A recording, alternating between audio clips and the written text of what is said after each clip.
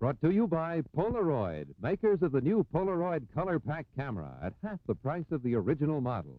And by Old Gold filters, flavors that never came through a filter before. And by new Bravo floor wax, so tough you can wash it with detergent.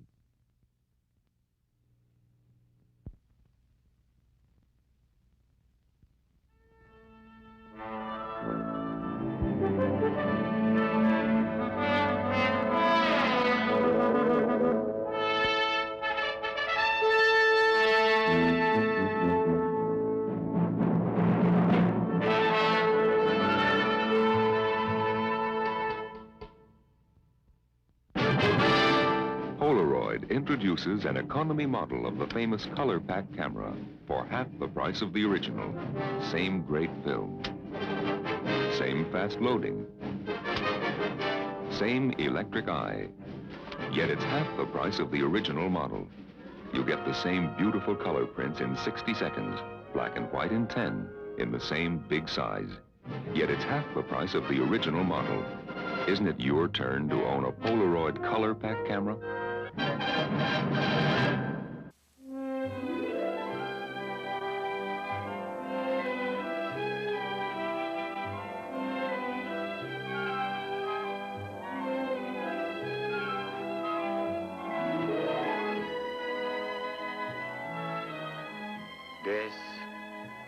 This is the Riviera, that fabulous Mediterranean coastline which glitters from France to Monte Carlo and on into Italy, inhabited by heavenly creatures and by worldly creatures. For some of us, the life is indeed high life, and for all of us, it is very convenient to forget that there's such a thing as death.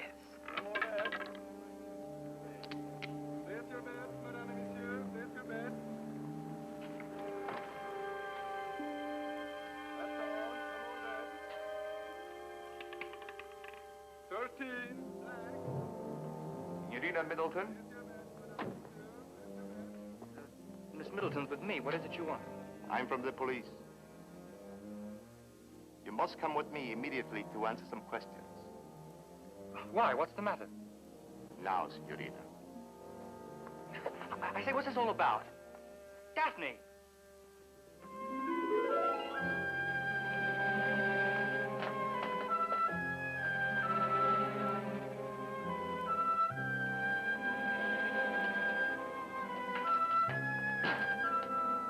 Please to come in, Mr. Bergen. Hier sprechen Sie einen auf in der Mitte von dem Architekten. Vielleicht haben Sie ein Parkfax Attenta qui, signorina. Sincera qui, signorina. Un momento, vengo subito, va?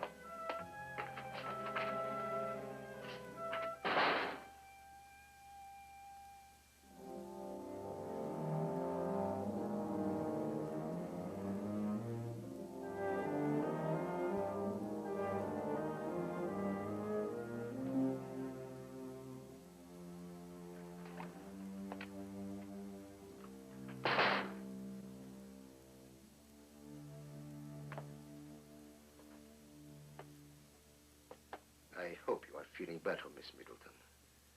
We will be to you in a minute. Now, begin to think, please. Prepare yourself of all that you and your mother did since arriving in San Remo. Everything. Everything.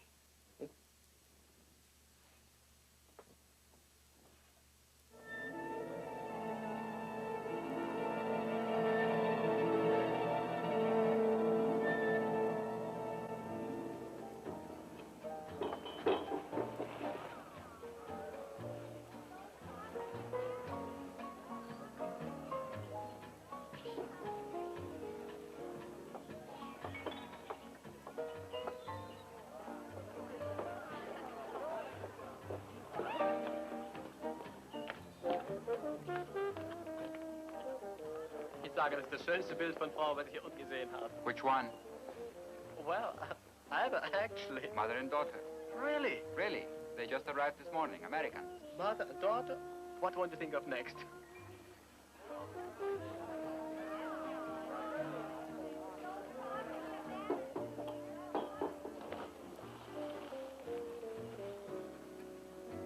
frightful how everyone stares. This is your mother, darling. You can drop the accent. Well, obviously I've been spending too much time with Freddie. Andiamo, subito. I've never felt so naked in my life. Not a bad feeling, is it? No, I shall miss it. At my age, one begins to cover up. Now, Mom, you know that Daddy says you're one of the most attractive women in the world. You know, if he gets to be senator, we'll both have to watch ourselves, won't we? Watch what? What do you mean by that? Hmm? Watch what, darling? Oh, well, our language, maybe. And maybe I shouldn't smoke so much in public. I don't know. Be more Akron, Ohio, the way he is. You know, I'll bet he could be president. If I were a man, I'd want to be just like him. You're very much not a man. I know. So, what I'm going to be like is you.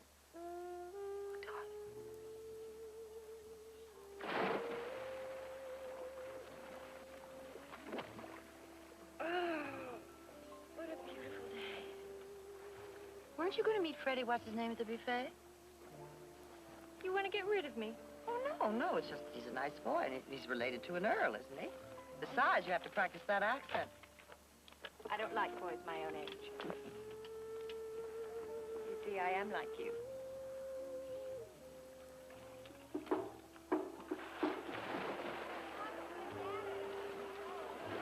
You're Sarah Middleton. Hmm? I think we have some mutual friends. Tio and Francisca Bateman once showed me your photograph in Vogue. My name is Hugo Myrick. Oh, really? And, what does that mean? Do sit down, Mr. Myrick. Thank you. You were wearing sort of a hostess gown. Gold, I believe. Balenciaga. Posing on the terrace in your house in, Ohio. Akron, wasn't it? The tall man behind me is my husband. Oh. Husbands are invisible to me. I've seen your photographs with some very beautiful women. None of them were noted for their invisibility. You're quite famous. I happen to be an excellent sculptor. Yes, I've heard that you also sculpt. May I buy us a drink? Questo mi piace molto.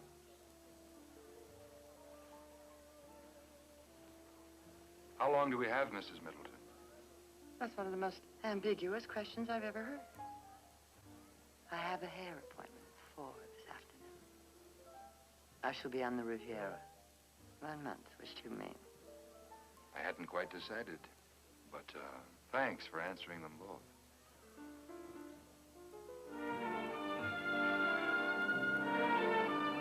I must run. I'll be late. Oh, Friedrich, could I, borrow the key to your, place, out of town? Place? Fini del Mondo is not a place. It's a landmark. It's an institution. All right, all right. May I borrow the key to Fini del Mondo? One thing I don't understand. Everything on earth in the world that I dream of, you get. Then you get it and run away from it. Now, I remember the day when women wanted a man like me, for instance, with wit, with culture, good manners. Nowadays, I don't know what they want. Well, they want a man who gets his picture in the newspapers. They want celebrities. Hire a press agent, get a new suit, lose some weight, and you, not I, will be running off to Fini del Mondo to avoid the women. Just a moment. Next time, don't leave any dirty dishes and no empty bottles. I promise. And do something about these ridiculous pots of clay that are on the terrace. Yes. Celebrities.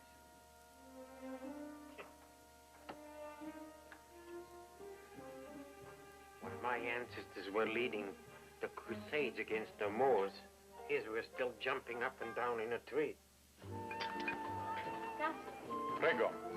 Come on, Mike. Finish your story now. And the first time Carrie ever came into the restaurant, he said, I know you don't know me, Mike, but we have a very great friend in common, Jack Bergman. A wonderful chap. He'd give me the shirt off his back.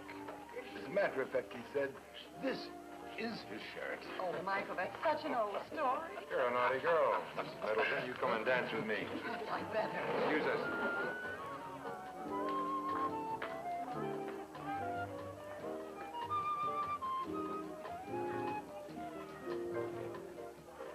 What time tomorrow? Sarah, I have a commission that's very important to me. I have to work tomorrow. Well, I could just lie there and watch you. Beautiful Sarah, let me work tomorrow.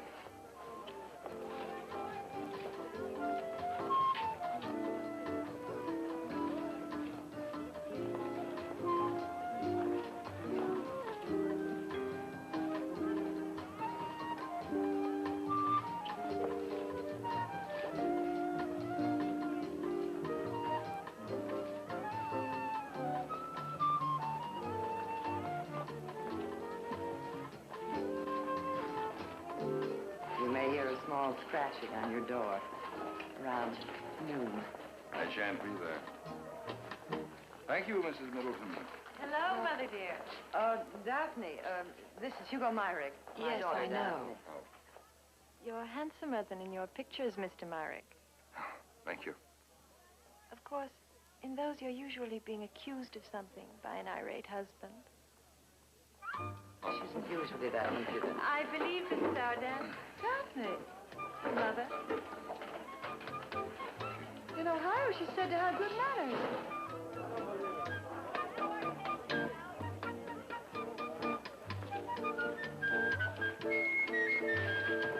Don't you think this music is a little pious to dance to? Perhaps you'd rather listen. I'm sure they'd appreciate it. The musicians are friends of mine.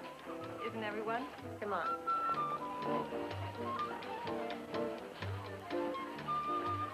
I guess you're sort of the summit, aren't you? I was always taught to aim for the top. I haven't been back in the States in 15 years. I now only understand American when it's spoken slowly and plainly. Really translated, what I'm saying is that I'm unmarried, unattached, and terribly curious to find out if your reputation is deserved. Ooh, I'm afraid that's a little too plain. Sie, so ein Boot ist einem direkt ans Herz gewachsen. Da muss ich Ihnen eine Geschichte erzählen. Ungefähr eine Woche nach diesem Angebot fuhren wir, eine erlesene Gesellschaft.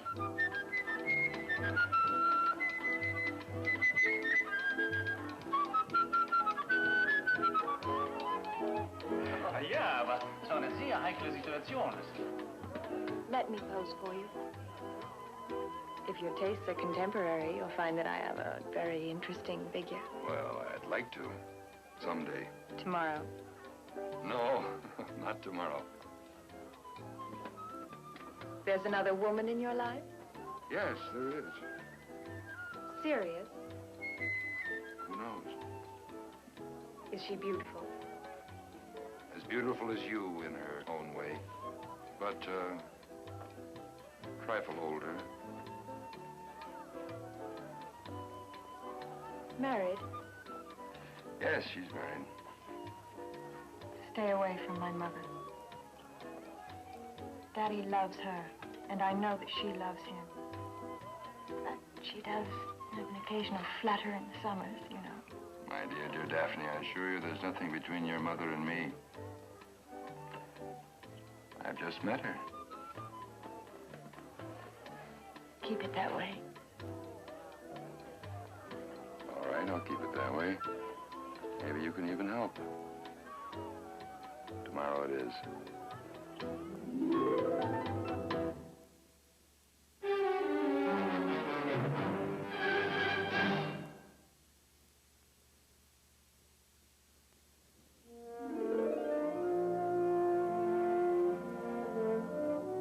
I'm in a terrible hurry, actually, but it's so nice to see you again. See you later. Goodbye. Bye.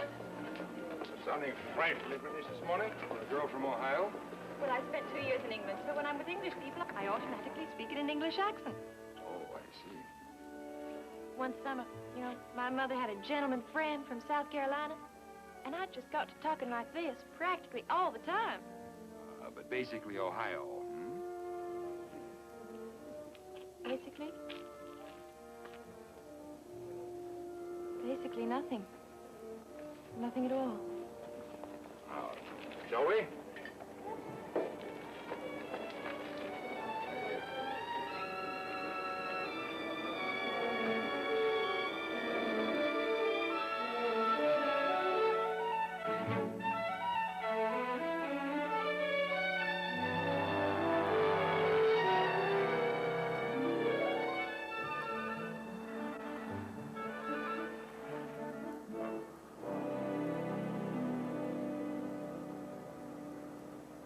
You're privileged, you know. No one else has ever been invited to Vini del Mondo before. Do tell. I'm not even sure there is a Fini del Mondo. Well, it's been there for 470 years. Even has a portcullis we can lower. When we're inside, no one can get in or get out. A shiver of mingled anticipation and fear shot through her veins. I wish you'd try to be a little less witty. Is your other girl witty? The one we're running away from? She's in love with me. Love strangles wit. Well, I promise not to fall in love with you. There it is. Vini del Mondo. The end of the world, baby.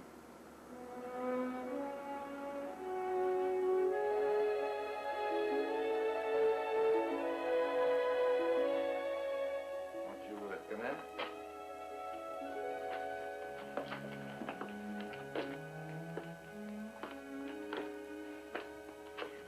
The portcullis, as advertised. And it works.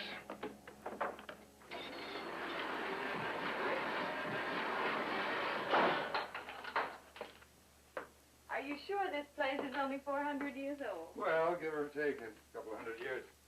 I don't know, you know, Friedrich, he sometimes has been known to exaggerate small things.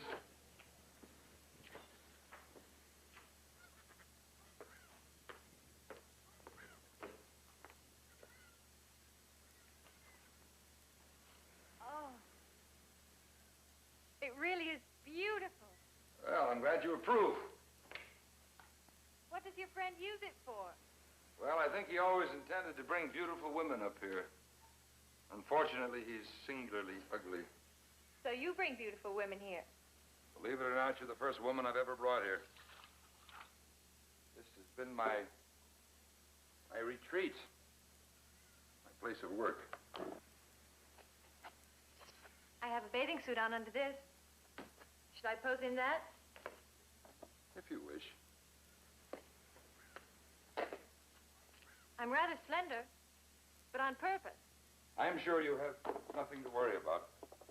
Half the world's dieting, and the other half isn't eating enough. Did you ever think of that?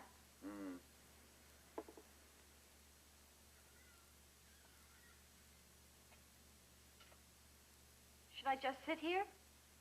I have some work to do which doesn't require a model.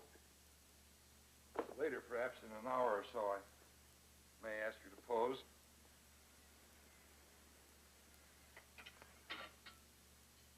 I'm cold. And I feel stupid. My sweet, shut up, please. I have work to do.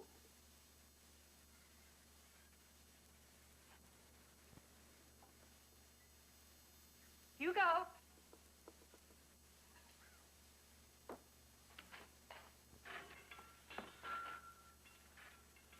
Why the devil did you do that?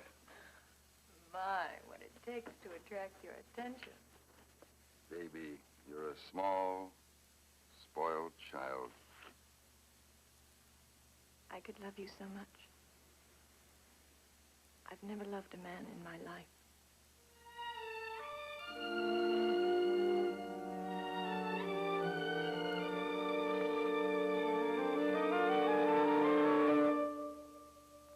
How about you have a nighttime girl? How about you do? As of now, you are the only woman in my life.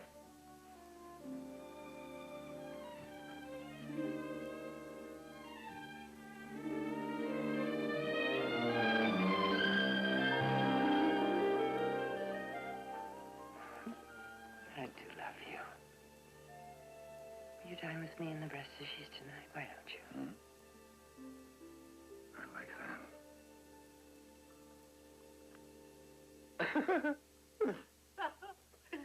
The daughter. How marvelous. No, it's actually quite complicated. Oh, Hugo, you're a genius. I'll leave town. I'll go to Paris. There's an empty studio there I can use. Oh, Hugo. No, that's what I'll do. I'll go to Paris and I'll work for a change. But you told me that the mama practically promised to marry you. Well, she's ready to suggest it. Then how can you run off to Paris and leave all that beautiful American money? You could even pay off some of your debts. Of course, I'd like all that American money, but you know my problem. Which problem? My problem. My illness. Women. Illness, yes. Problem, no. All right, then let's say marriage would interfere with my art. But Hugo, this is what I'm trying to tell you. You don't even know what your true art is. You're the Casanova of the sculpture. Do you think the world will have really lost something if you give it all up? Stop ruining perfectly good stone and expensive bronze.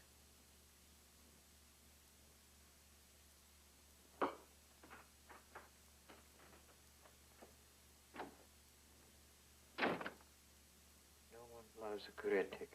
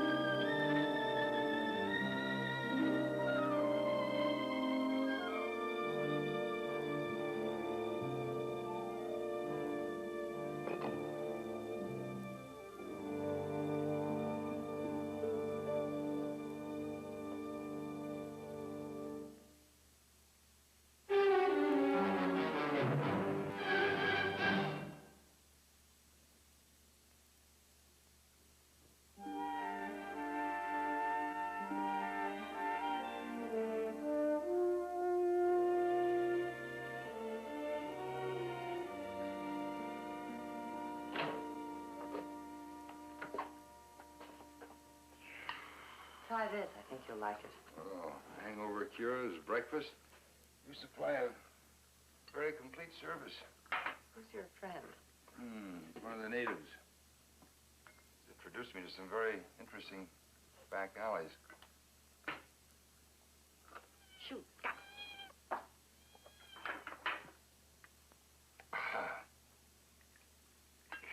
Morning. Oh, thank you.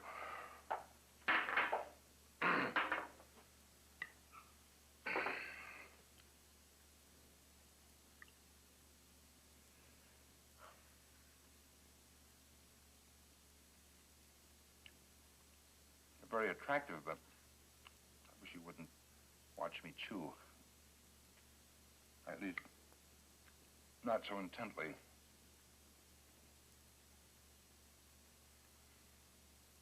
Darling, I've decided to marry you. May I mention your present husband? Politically, divorce might make a difference to him, that's all. He doesn't need me. When a woman says she wants to be needed by a man, it usually means she wants to dominate him. Me dominate you? Oh, darling. I'll obey you. I'll honor you. I'll sit at your feet. When I was a kid, I had 3 older sisters and a mother. I was the most needed little boy in history. I took off. You go. I'm very rich. Thanks. Oh, darling, all my money's in my own name, and I pay those incredible taxes. I can picture myself asking for pocket money. But after we're married, half that money will be yours. Every week, capital gains, dividend checks. Every week, as long as we're happily married, you mean? Of course. Your cynicism is shocking. I'm not cynical. And you're you're not naive. It isn't cynicism, darling. It's love. Why don't we both take 24 hours to think this over? It's a very important decision to both of us. Okay? Okay.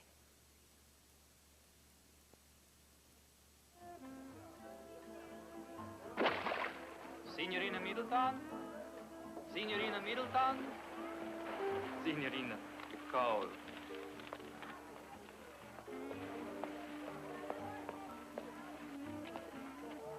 Signorina Middleton. See? Akron. See? Daddy? Oh, it's so good to talk to you. How are you? Oh, we're wonderful. Mom's fine. I'm fine. No reason. I just had to hear your voice. I miss you. Well, I think Mom wants to go to Spain next month. Otherwise, everything's status quo. Oh, I will. I'll write you a long, long letter. What? Daddy, I can't hear you. Oh, Daddy, I think they're cutting us off. Okay, I love you, Daddy. Goodbye.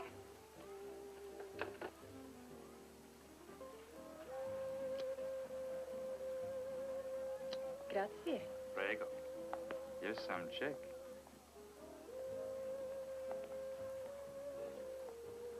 Am I hearing things? Signorina? You're pretty fresh, aren't you? Not as fresh as Hugo Myrick of 51 Eleanor Deuce. Where are you from? South Philadelphia. This is just my summer job. I have an aunt and uncle that live down the coast. You know, for your own good, I think you ought to cool it with Hugo. Everybody knows what goes on at that studio. It's a regular tourist attraction, like Brigitte Bardot, the Greek yachts down in the harbor. Really? Mm-hmm. How are you doing with your singing? How did you know? An Italian from South Philadelphia. Ciao.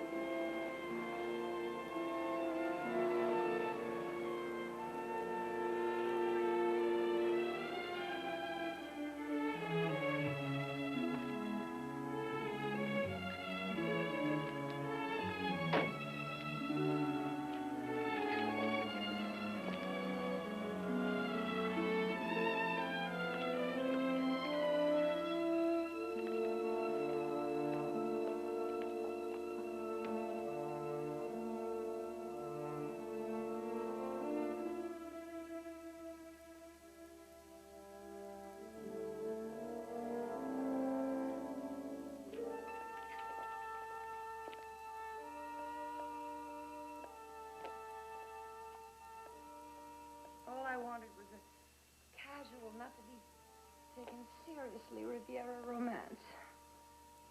That's all you wanted, wasn't it? After all these years, I've fallen in love. I'm gonna make you the best wife on the continent. But I'm not sure that I'll make the best husband on the continent.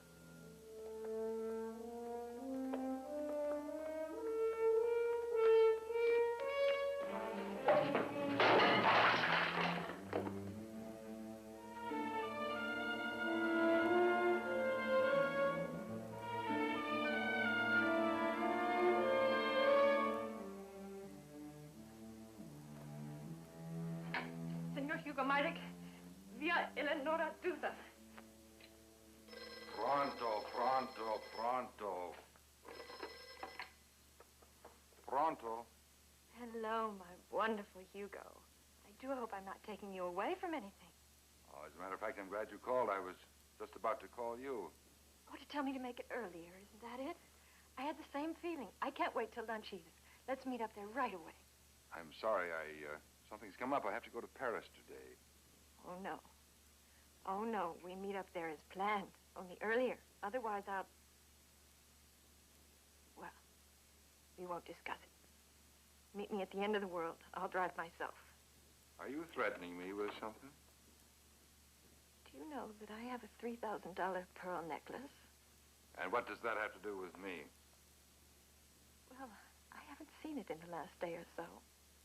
I mean, if it's missing, they'd investigate everyone I've been seeing and every place I'd been and... Oh, you're just being hysterical. All right, I'll get out there as soon as I can this morning. One of your nighttime girls? No, one of my daytime creditors.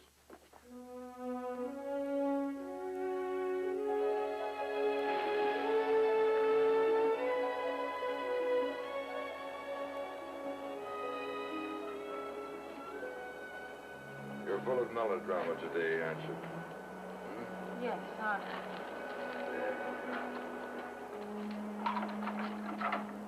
No miss, huh? Didn't miss old second-best Daphne? Daphne, you're beautiful, you're wonderful, and excruciatingly young. Come in.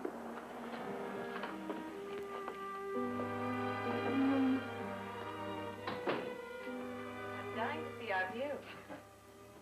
Don't you want to be alone with me? Oh. All right.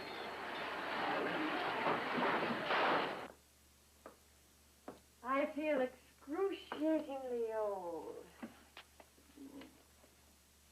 Today I feel as old as my mother. Your mother isn't old. She's nicer than I am. And Daddy is much nicer than I. Aren't they lucky they have me to look after them? Especially my father. I really look after his interests. Oh, but I've already told you that, haven't I, Hugo, dear? Daphne, what the devil are you doing? I'm standing at the end of the world. Come on down. You see? Pearls. They're real. I wasn't making that up. I never doubted that. Now, come on down. Daddy was really the kind to follow through on that add-a-pearl business. Daphne, please, come on down. You'll kill yourself. I want you to kiss me. A strange, strange girl you are. I want you to kiss me. Are you afraid? Come on, come on. Come on, that's it. Do you love me?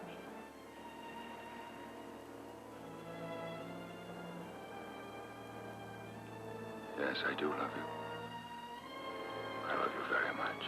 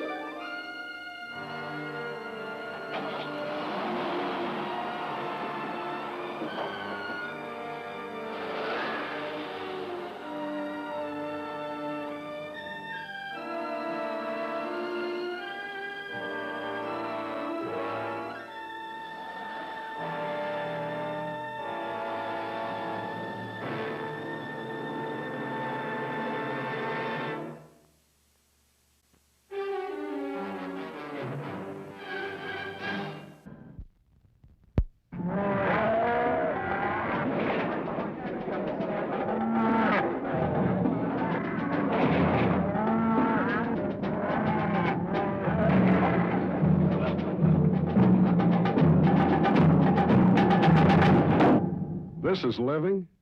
Some people don't think so. You don't, do you? You get to thinking, there must be a better way, a better something. So you take some independent action. You break away from the crowd, and you find something better, including a better cigarette, perhaps. Old Gold Filters, the cigarette for independent people.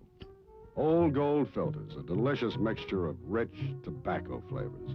Flavors that never came through a filter before. Flavors for you, not for the crowd, but for you. Old Gold Filters, the cigarette for independent people, with flavors that never came through a filter before.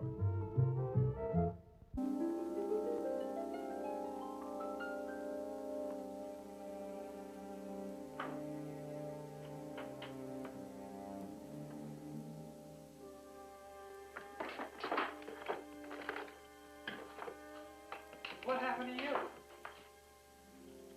I had some trouble with my car. I drove down to Santa Margarita. And you fixed it yourself? Naturally.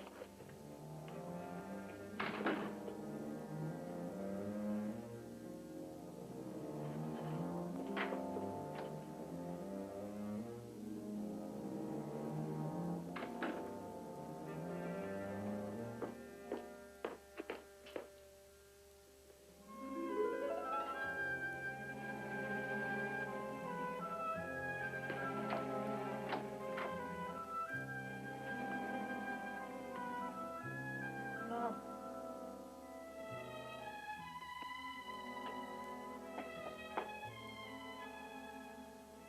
Mom? Asleep?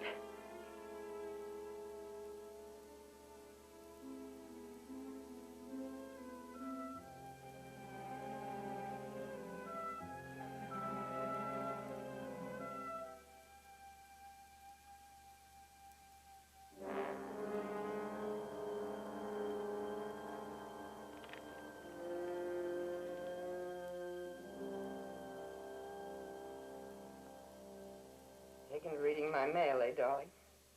I'm sorry, Mom, I've got to talk to you. Oh, please, I've got problems of my own. You can tell by that note. Please tell me later, huh? Mother, Please, darling, later, please. Oh. Look awful. What is it? I had some trouble with my car. I had to fix it myself. Oh. I'll see you tonight. Wait. Oh. We'll do something absolutely smashing tonight, huh? Oh, there must be a gal at the casino. Why don't you call Freddie and I'll get... There's always somebody. And I'll meet you there later, huh? Oh. You look so sad. Never be sad. Never complain and never explain. And shed very few tears. Oh. And I'll tell you something else, darling. It hasn't been easy to live with me, has it, baby? Thought we'll do something smashing tonight. Now get yourself straightened up and call Freddie. I'll meet you there.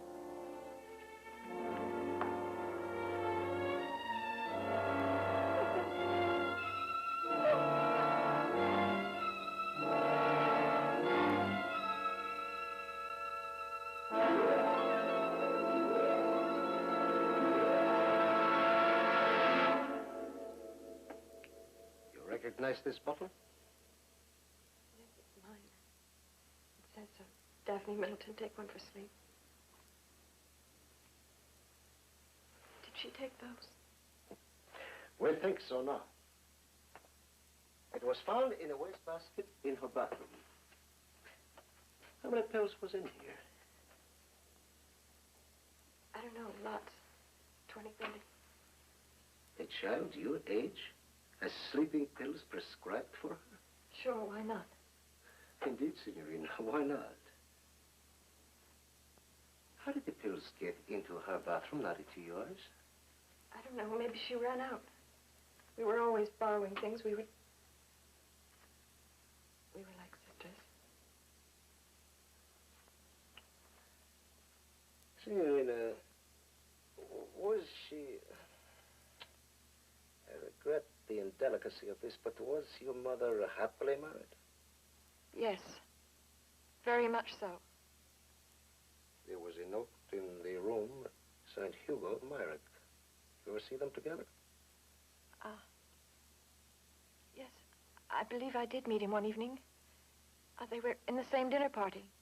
Have you asked him about this? Apparently, he has gone to Paris. Oh, yes, I believe he did say something about going to Paris. That is, if I'm thinking of the right man. Well, Signorina, you may return to your hotel. But you are not to leave until all of this had been definitely decided whether or not it was, well, as it now looks, whether it was a suicide. The investigation, the autopsy, will reveal whether death was caused by the pills. Look, if she did take them, it was an accident. It had to be an accident. It couldn't have been suicide. Look, my mother and father were very happily married. Of course, Signorina. I tell you, they were very happy. I understand.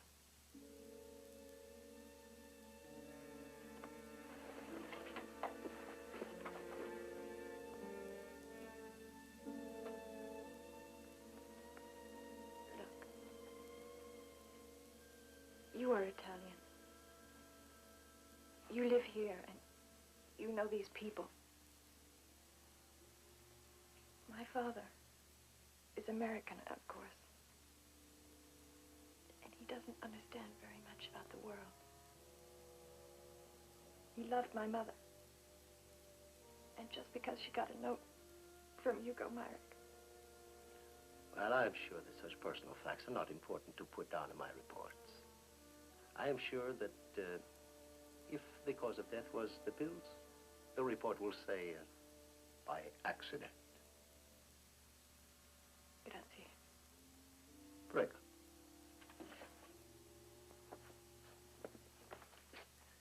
It is attractive to find the young girl protecting the name of her father.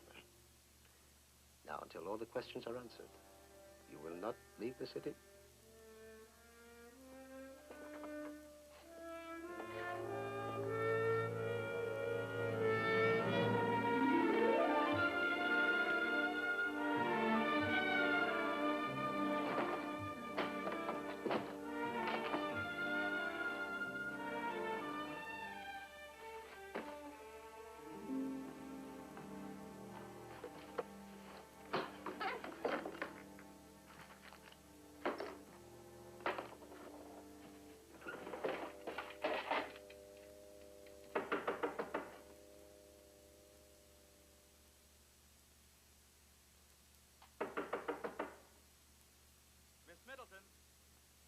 Urgent.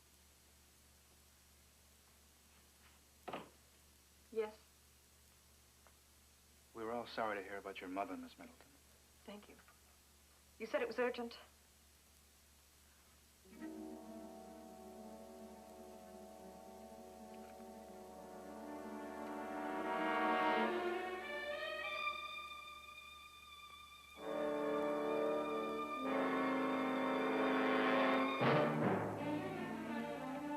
Who gave you...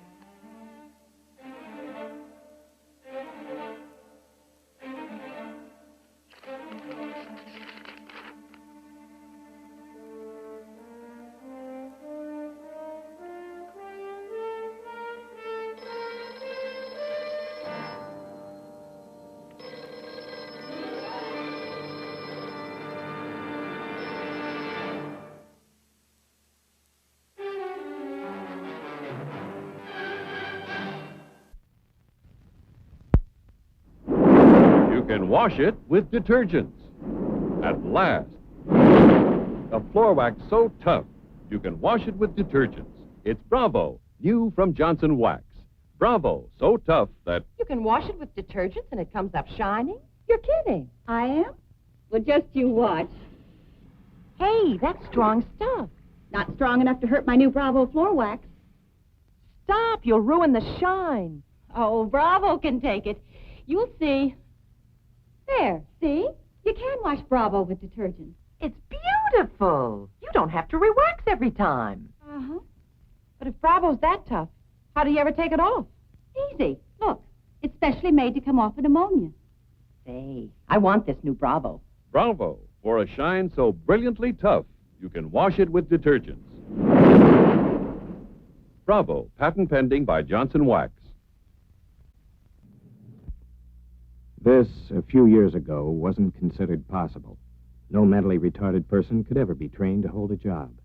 Yet today, many do earn their own living because such special training is available. But more is needed. Give it by giving to your unit of the National Association for Retarded Children.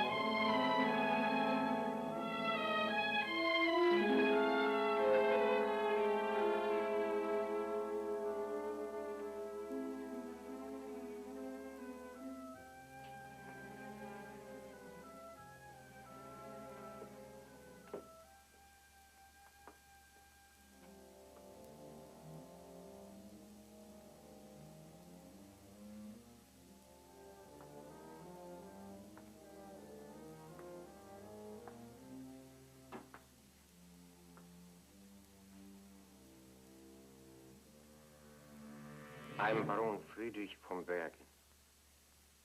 My condolences for your mother. Are you the one that sent the note? I'm also deeply hurt about the loss of our friend Hugo. I was supposed to take him to the train for Paris. Then, when he didn't show up, I looked for him. And I found him. What is this? What do you want? What do I want? Oh, I want many things, many, many things, some of which I think I'm about to get. I also think I have something that belongs to you.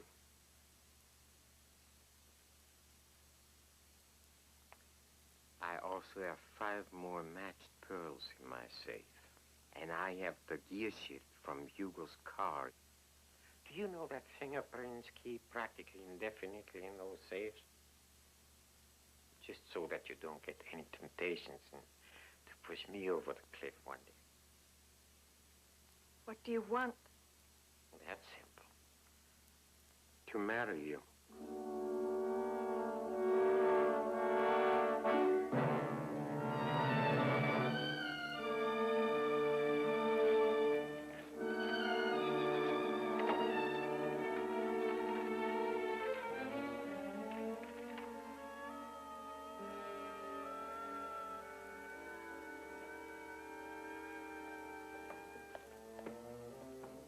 Thinking giving yourself up to the police, are you?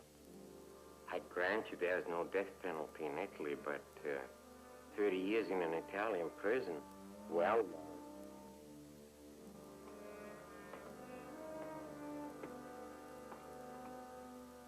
Daphne, my love, come on.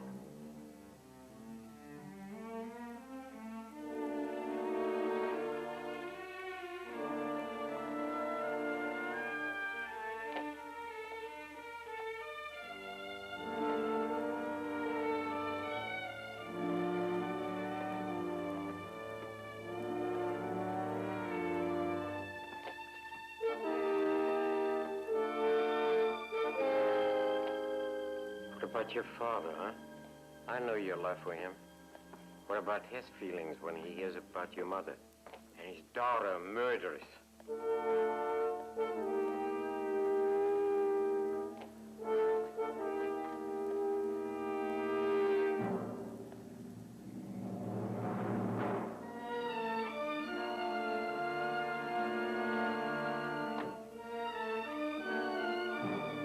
Buongiorno.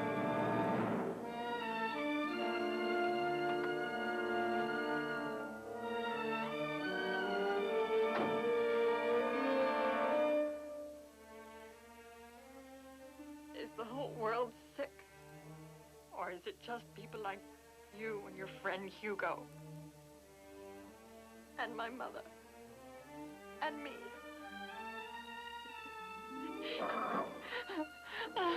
No hysterics, please. No hysterics.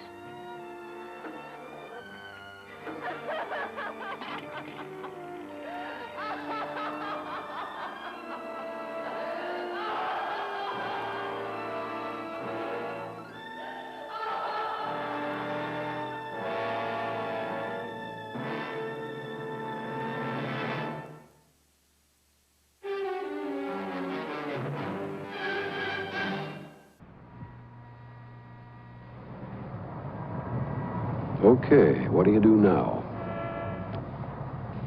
Everyone who buys a car is looking for quality, but how do you recognize the outside of a well-made car? Hello, I'm Hugh Downs.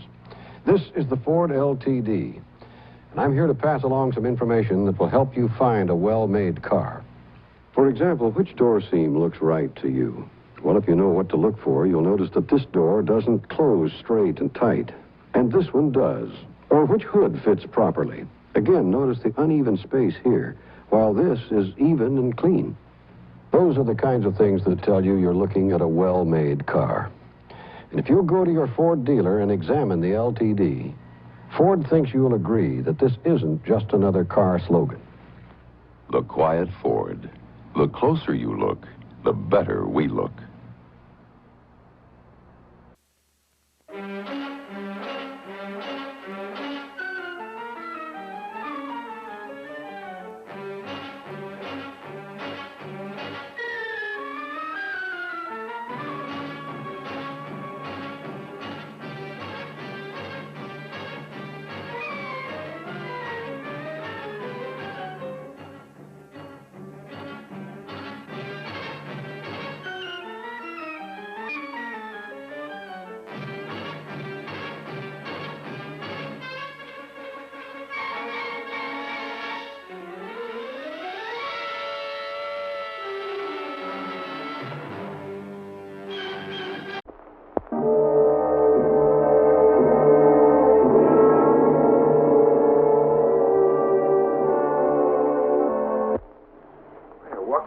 Getting longer every day. You think I'm getting old? No comment. Hey, keep your hands to yourself. My brother's a cop. I think I lost the key. How could I be married to such a dumbhead for 186 years, huh? Just luck, I guess. Oh, boy.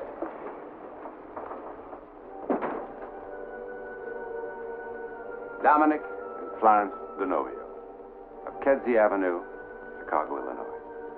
Married just about forever. Getting along fine. Sure that tomorrow will be just like today, and next year will be just like last year. For as long as they live. I am tired. I'm going to be asleep about 3 seconds after I hit the pillow. Is there something new? Last hunk of pizza ruined me. I feel drugged. Oh, and tomorrow you'll be 10 pounds heavier.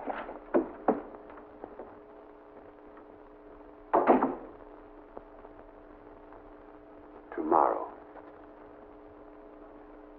The wonder, and sometimes terror of life, is that we can only suppose what the next day, or the next hour, or the next moment will bring. Creating our own reality out of the immense unknown. We have built stone cities, laced the night with millions of electric lights. Yet even here, in just such a city, a man moves unknowingly toward the edge of a cliff that falls off forever. There's nothing that I could possibly tell you about this psychic occurrence that would prepare you for its fantastic end.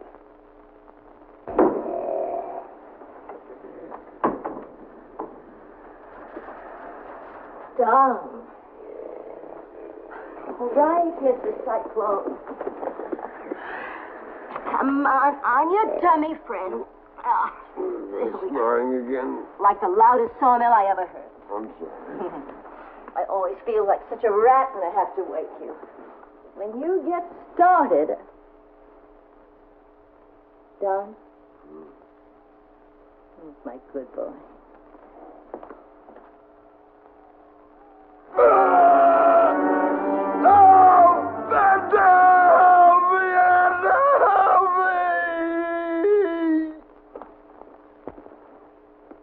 Don, wake up.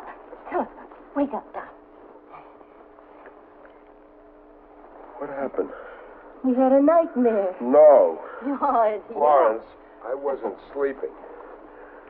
I was lying here on my side, telling myself that next time I dozed off, I wasn't going to snore. And then, all of a sudden, everything was changed. I wasn't here. I was someplace else. It was terrible. It couldn't have been very terrible. You were with Edna. Who? You tell me who. Edna? That's the name you yelled. Edna, help me. I don't know the Ednas. Cross your heart and hope to die. Oh, come on. Here I am, trying to make myself look at least like Cleopatra. All the time, you're dreaming about Edna.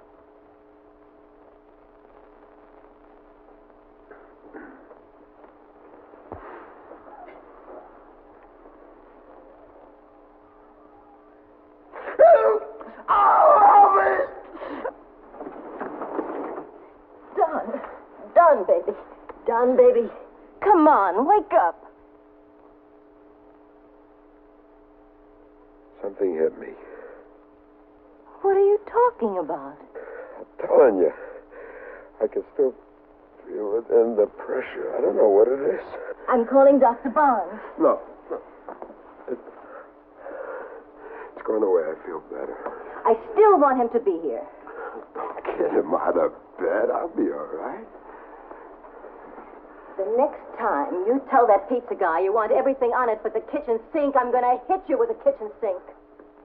Hey, you got any bicarbonate of soda? Hey, baby? Do you think I'm flipping my lid? Hey, did you see what they put in that pizza? Huh?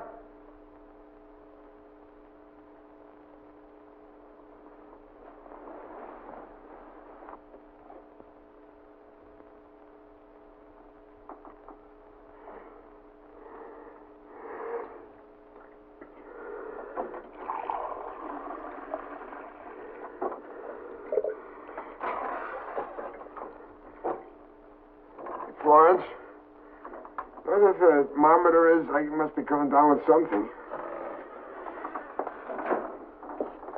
My head is so hot, and it feels like I got 10 hangovers all at once. Something is pushing me in. I can't drink enough water. What's the matter? What's this? Hardly read it. It's your writing. Edna. I'm writing this to tell you if you don't find me in time, that... Hey. Read the rest. It gets better. If you don't find me in time, I love you very much, and only you. No jokes today, huh? I said it was your handwriting. Well, why would I write a crazy thing like that? It was on your night table. What, I to write in my sleep or something? Well, how did it get there? I don't know how it got there. Well, I hope Edna's your type. Old and fat. Why did you do that? ice that water!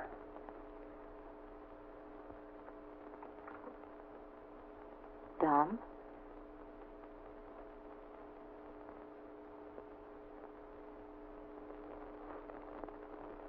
Why did I grab you like that? What's wrong with me? I can't breathe. My head aches. I'm acting goofy.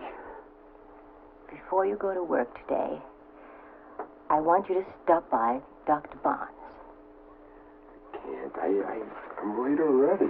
Well, then afterwards, I'm going to call him and tell him to expect you. Look at the marks on your arm. I'll live. Oh, baby. I'm sorry. Then you'll go see Dr. Barnes? Yeah, I'll see him. I'm glad.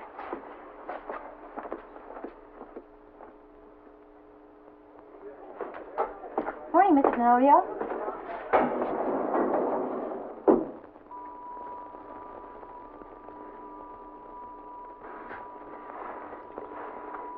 How long does it take this thing to get up to the 10th floor? Same as it always does. I never noticed how small it is in here. It's like a coffin. You look like it was quite an evening, Mr. DeNovio. Was it a celebration or something? Mr. DeNovio? Let me out. Well, we've got 4 more floors to go. Let me out. Oh, what is it? Let me out.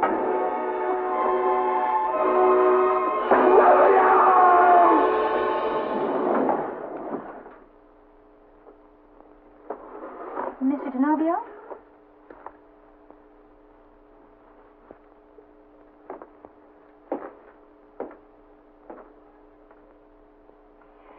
Where have you been? Walking. All day? Had to stay in the fresh air. I ought to strangle you. You know how worried I've been? The office has been phoning you all day. I called Dr. Barnes. He said you hadn't shown up there. You look terrible. I feel like I'm dying. Come on, lie down. Walking around in this cold, with your collar open like that. Don't close them. It's freezing outside. Leave them open, Fly. You'll catch your death. Edna! Yes, darling. Some of the hands just passed by on the way to the Fairchild. Yes. I heard the horses. Yes. Yelled. They baby. didn't hear me. Yes. Edna? Yes, baby. Find me? Yes. Edna?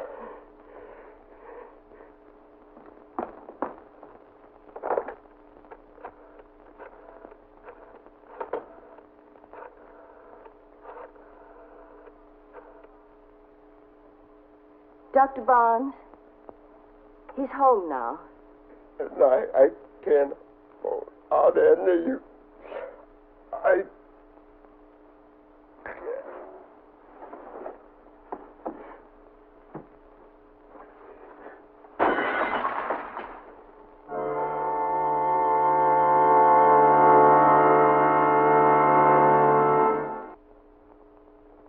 Well, what's wrong? I don't know what's wrong. Here, pick this up at the drugstore. It'll help him sleep. That all you can do? Help him sleep? Are you sure he's getting plenty of water? He drinks gallons of it. Then why is he dehydrated? What's that? Well, that's what everybody in the desert gets. Why should he be like that? Well, it could be diabetes, but it isn't. Why is he so nervous? Have you and he been having any problems?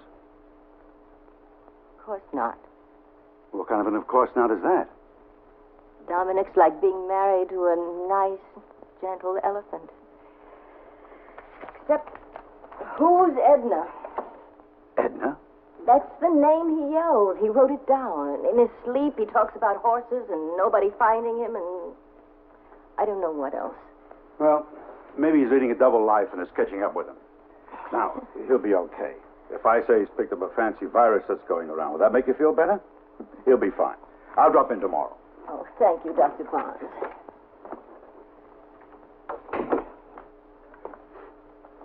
What are you doing? The doctor said stay in bed. Walls are closing in. Where are you going? On the roof. Dom!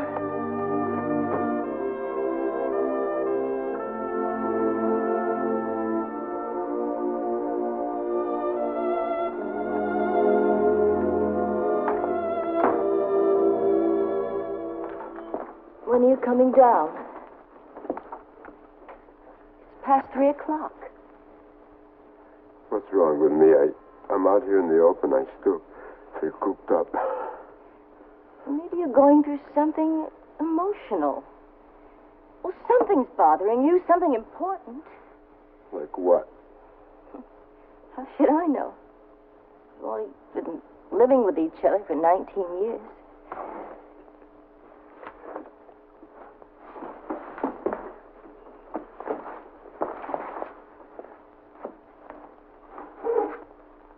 Dom,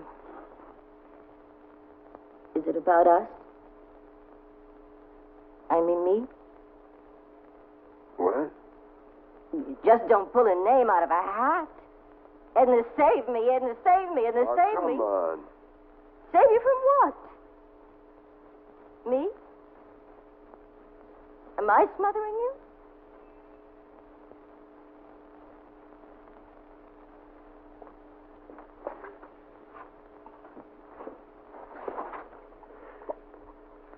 Let's go downstairs.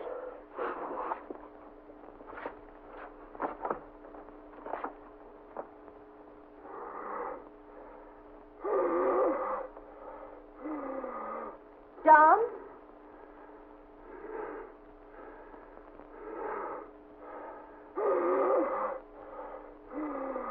Dom?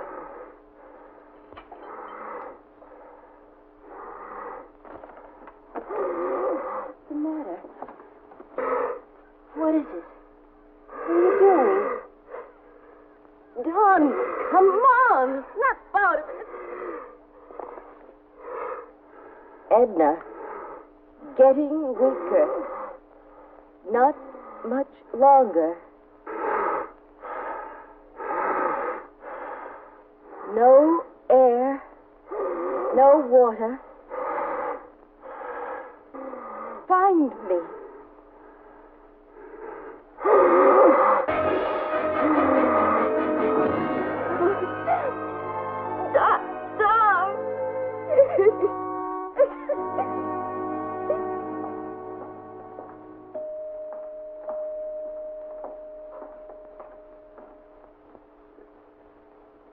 I think maybe I've been a doctor too long.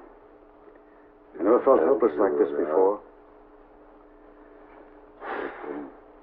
See? If they come by in the daylight. Well, We have to have some more tests. but how is he? No better. Haven't you any idea what it is?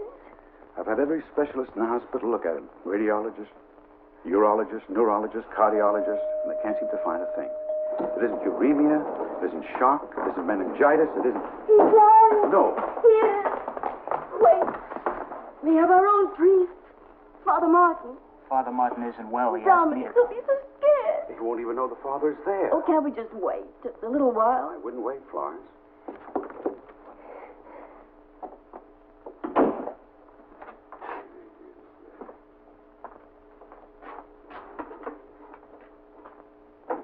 Near the arroyo. He died. He's dying. How can a perfectly healthy man be dying of thirst and suffocation in the middle of Chicago? He's dying. Spergus me, Domine, solo and vobis me. Near the arroyo. Miserere mei Deus. And, find me. Sicut erat in principio et nunc semper in saecula saeculorum. Go down the hog patch. Near the freight hole. Agitorium nostrum nomine Domini. Edna, find me. Find me. He's delirious. I haven't been able to give him confession, of course, but I've anointed him and given him conditional absolution. Father, I'm sorry I lost my temper like that. I understand. Father Martin didn't tell me that your husband was from the West. He isn't. Well, he must be. Why do you say that, Father? Well, I studied at a seminary in Arizona. I haven't heard cowhand words like arroyo and hog camp and freight hole in a long time. Also, his accent's pure Western. Dominic's never been west of Chicago. His voice has been sounding different. I mean, changing. I never thought anything about it. I thought it was his sickness. Oh, look, I know him most of my life. He's from Rockport, Illinois. He's been maybe to Detroit and Cleveland. That's all.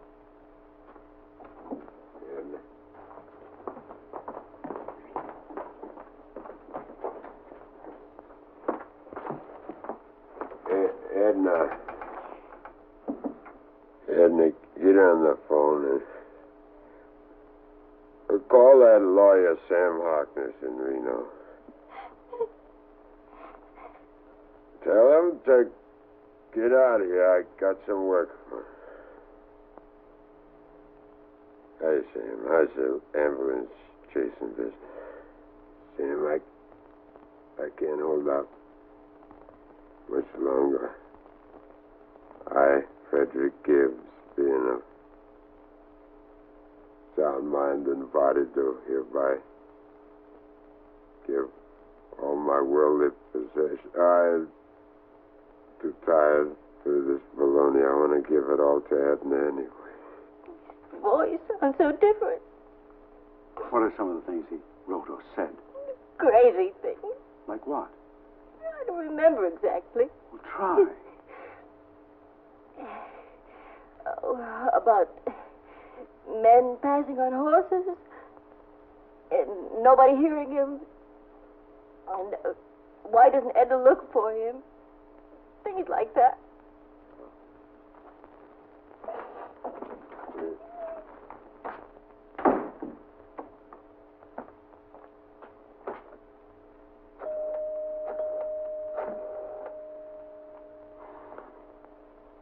Long distance?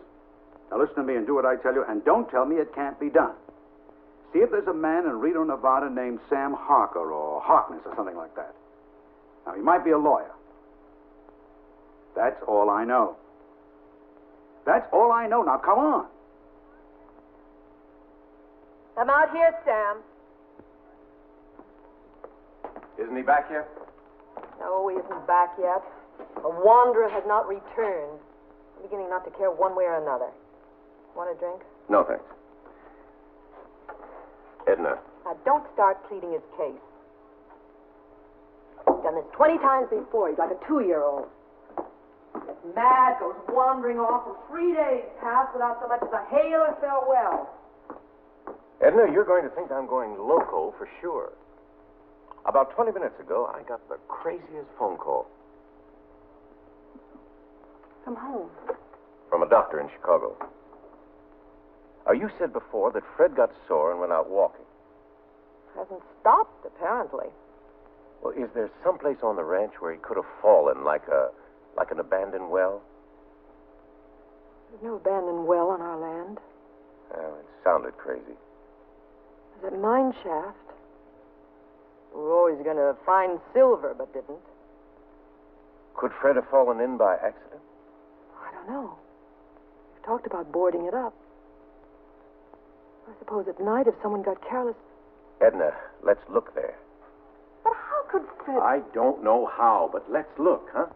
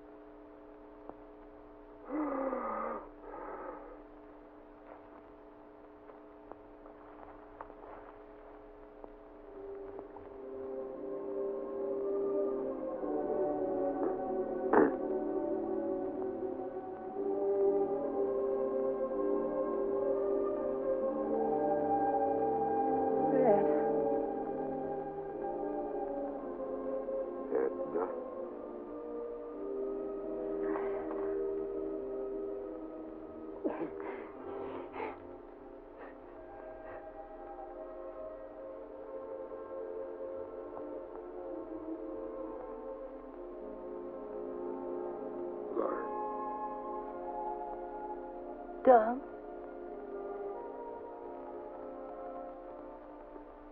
bird. John. Dominic DeNovio of Chicago and Frederick Gibbs of Reno, Nevada are identical twins. Their mother died shortly after their birth, and their father put them up for adoption when they were 9 weeks old. And until the ordeal we have just dramatized, they knew absolutely nothing of each other's existence. Most scientists agree that nature intended identical twins to be a single individual. They retain such exact cell structure that kidneys, skin, other internal organs can be transplanted from one to the other with complete success. There is also undeniably a psychic link between identical twins. Professor H.H. Newman, in his treatise, Multiple Human Births, describes an example of identical twins whose minds were so attuned that even when placed in separate rooms, they could write identical answers to complicated questions using exactly the same grammar, making exactly the same mistakes, using exactly the same handwriting, and finishing at exactly the same moment. An even more curious example is reported by the French professor Léon Camareux. A man in Italy was bitten by a rabid dog and died a month later. In America, his identical twin died at exactly the same moment, showing every symptom of rabies, except nothing had bitten him. One last note. Everything that Dominic DeNovio wrote in his semi-conscious state in Chicago was also written by Frederick Gibbs in this notebook at the bottom of a mine shaft on a ranch outside Reno, Nevada. Now, to try to explain such an occurrence would be presumptuous. But whatever the phenomenon involved, Edna Gibbs and Florence DeNovio are awfully grateful for it.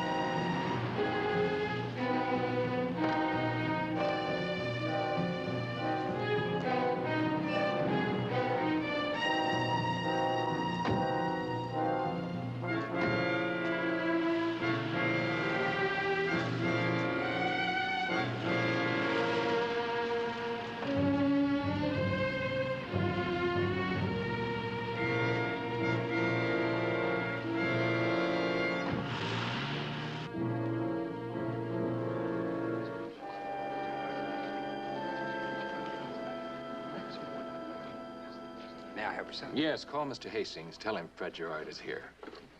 Oh, I'm sorry, sir. We have no guest of that name. Well, that's correct. He's not a guest. He owns a hotel, or maybe you didn't know. Oh, Mr. Wolf Hastings. That's the one. I'm sorry, sir. He's not in residence. Let me speak to the manager. I'm the manager, sir. You're Mr. Medwin? Why, yes. You started to pick up the phone, Mr. Medwin. Changed your mind. Why? A natural mistake. Of course, I recognize Mr. Hastings' name. Did you recognize his signature? It's the bottom paragraph. That's all that pertains to you. Mr. Medwin, our hotel manager, will put you in touch with me any hour of the day or night. It would seem to be signed by Mr. Hastings. Fine. Now, shall we start all over again? That letter was dated 2 years ago, sir. Do you have anything more recently signed by him that would make this obsolete? No, sir. Then why don't we do as the man says? You put me in touch with him. I'm sorry, sir. Mr. Hastings is not in residence. But I came 3,000 miles to see Wolf Hastings, and I intend to see him. And I will see him before I leave. If I knew where he could be reached, sir. Oh, make the effort. Force yourself. I suggest that you get that message to him. I'm going to be in the bar for an hour.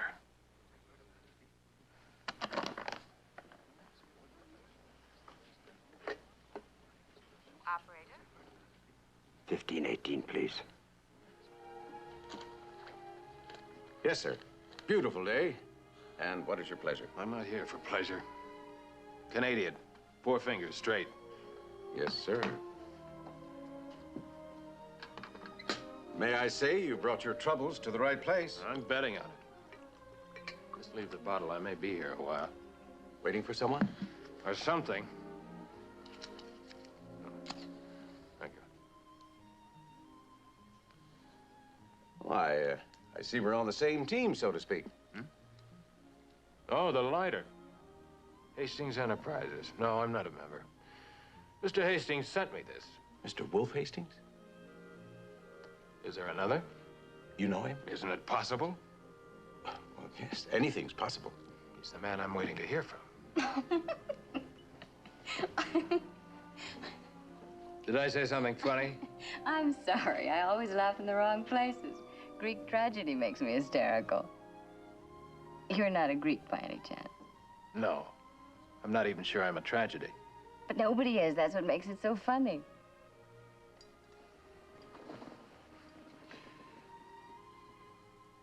Or was it the thought of my waiting to hear from Wolf Hastings? No. It isn't funny the second time. Or the first. Unless you know something I don't. Well, I probably do. I'm a student.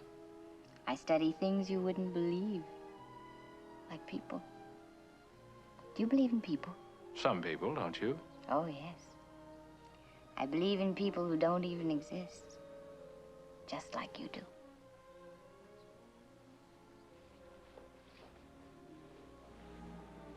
Like Wolf Hastings? Now, be serious. You and I both know that there is no such thing as a Wolf Hastings. Tell me more about Wolf Hastings. Well, students don't explain. Professors explain.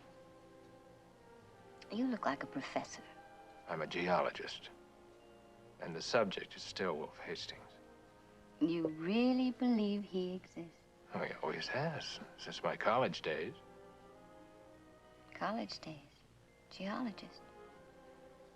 Gerard, your friend. Yes, but how... No. Go away. Go home. Fred, forget it. Oh, you do know him. You know about me from him. That hurts. Oh, I'm sorry. Look, please sit down. If you just knew how important it is that I see him. I can't help you. But you've got to tell me where he is. What's going on? What's he said about me? Oh, just talk. He used to talk sometimes. After work, when the pressures were off. You worked for him? I still do. But once I fell in love with him. Not for long.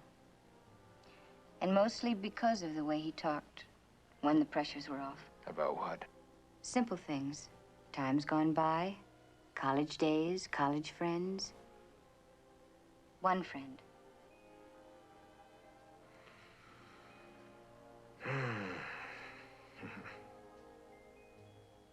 That's funny. I was always the big man on campus, and he was just a skinny little would-be poet with long hair and a rich old man. And a friend. The only friend who didn't want something from him. Is that it? Does he think I want something from him? Is that why he won't see me? Oh, I can't explain him. How can I reach him? You can't. Nobody can. He reaches them if he wants to. But you can make him want to. Now, I don't know what the trouble is between us or what he thinks it is. But I want to hear it from him. Nobody tells him anything. Not anymore. Excuse me. Yeah, but where is he? I told you to forget it. I'm very sober and I'm very serious now. For your own good, Professor, take the loss, whatever it is, and get away from here, far away, while you're still able.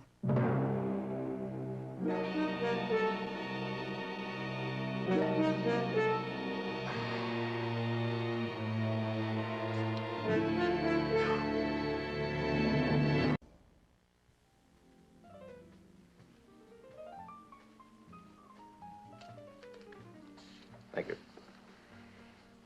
You know, I tended bar in this hotel for 7 years, and I've only seen Mr. Hastings once. He ordered a glass of milk. I guess when they get where he is, they really aren't like you and me. You know, it must be the altitude. Oh, he was always different. In college, they thought he was some kind of a crackpot, only he never scared anybody then. You know what his great passions were? Poetry and trains, steam-driven trains. He loved the sound of them, thought it was poetry. First enterprise he ever undertook was to make recordings of locomotives. Now he's got railroads and a few dozen steamships. You know, he could get up a real symphony. He's probably forgotten all that by now. Excuse me. Along with everything else. Versailles room. Mr. Gerard? It's the Hastings office calling.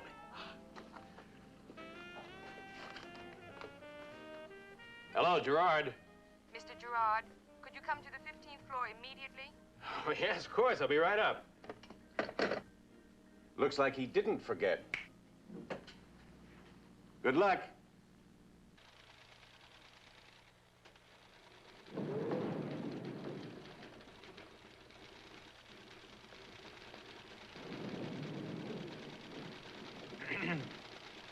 Mr. Gerard, Yes, you're to go right in. It's the first office on the right. Thank you.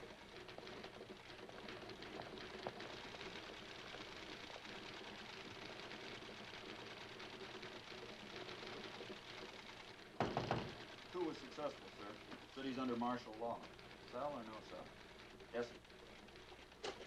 Don't sell. Transfer to the East African Corporation. We'll take it as a tax loss.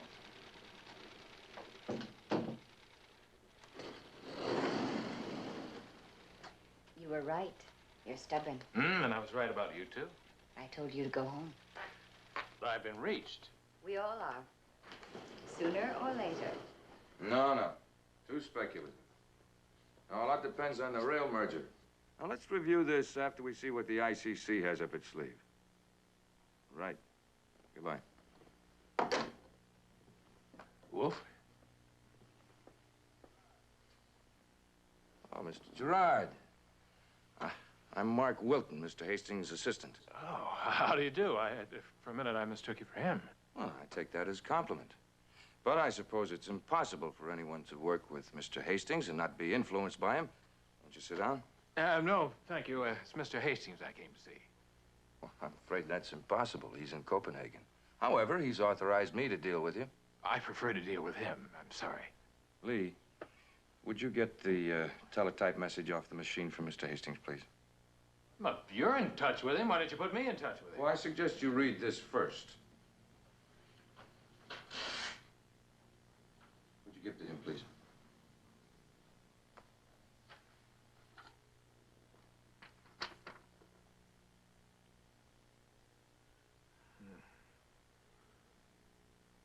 The only friend he ever had. He's changed a great deal since your college days. The worst part of it is he could see it coming. I beg your pardon? He said to me once, if I have to follow my father into the business, I'll have to give up everything I ever loved. In 10 years, I'll become everything you and I hate the most. It took him 12. All right, you're authorized to deal for him. Let's deal. Well, it would help if I knew what we were dealing with. All right.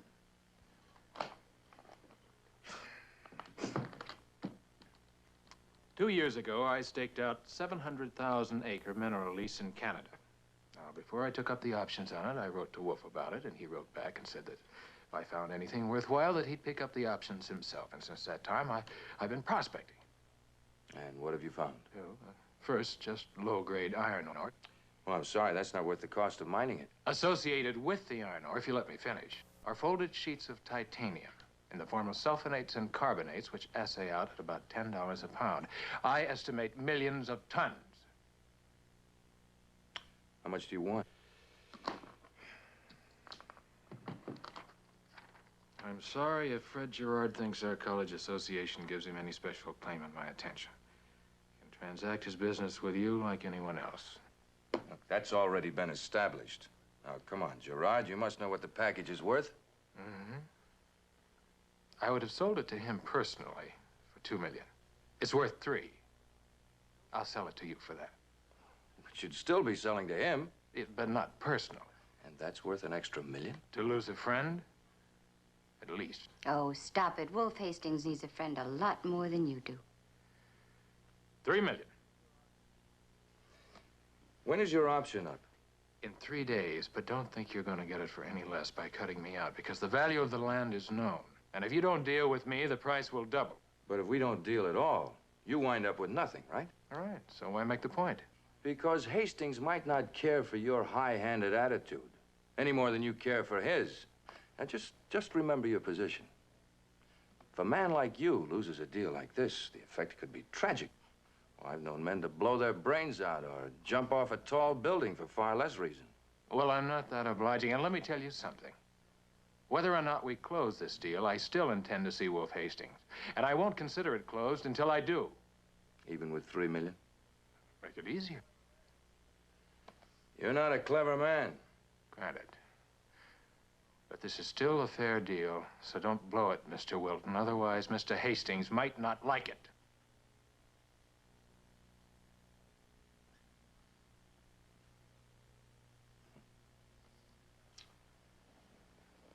You have maps, magnetic charts, assay reports, samples, and so forth? Right here.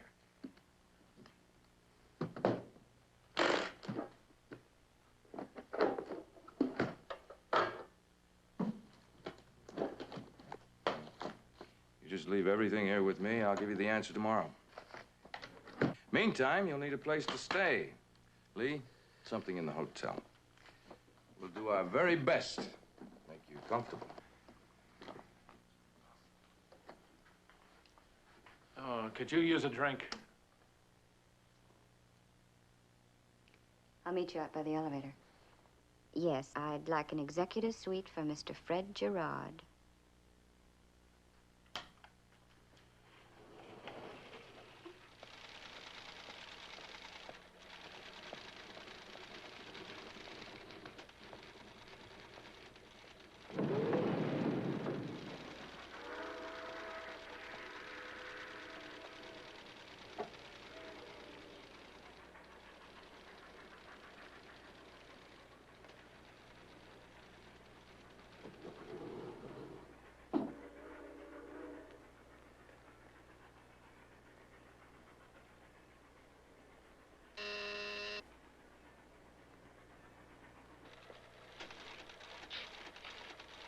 Where did Mr. Gerard go? He took the elevator down, Miss Wickeheimer.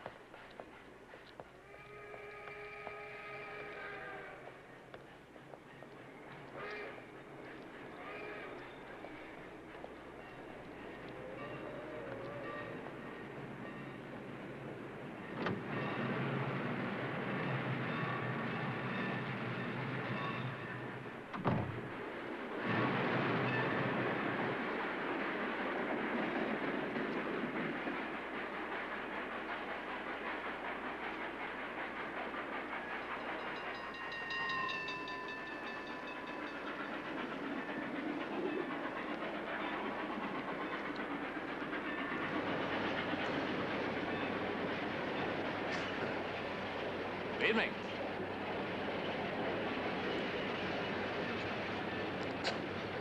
home?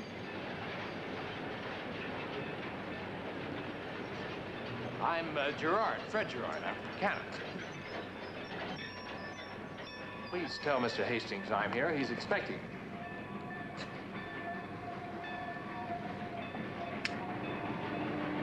Turn out those lights.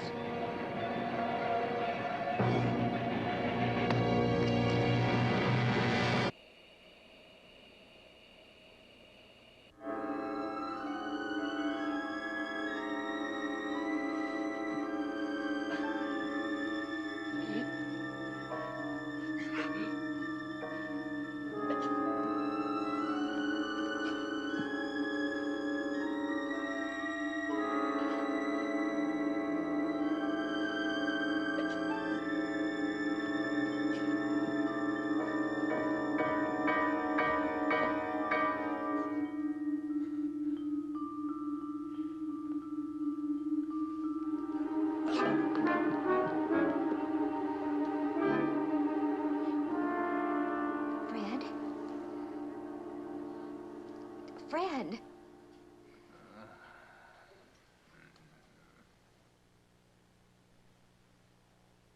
Fred? Fred. The gas. Turn off the gas. It's off. The windows are open. It's all right. You're all right now.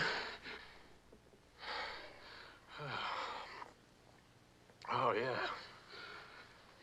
Yeah, I'm in real good hands. This the room you arranged for me? Oh, don't talk. You don't even know what you're saying. Oh, on the phone you arranged the suite, but didn't know about the kitchen privileges. Oh. Fred, if I wanted you dead, why am I here? Why? Why didn't you wait for me at the elevator? Huh? Oh. Oh, yeah, that. I had to catch a train. Oh, that's how you knew the trains. I went up to the roof. You'd been there, but they wouldn't tell me where you'd gone. I searched every empty room and... Why won't you do as I said? Why won't you go home? Say, won't you get a demerit for breaking up my suicide attempt?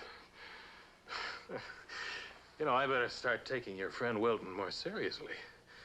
One thing I'll say for him, he really calls his shots. Remember? A man like me losing a deal like that, no telling what I might do. Oh, wow. When he deals, he really deals. But you know who he represents. Wolf? Are you trying to tell me that Wolf ordered me killed?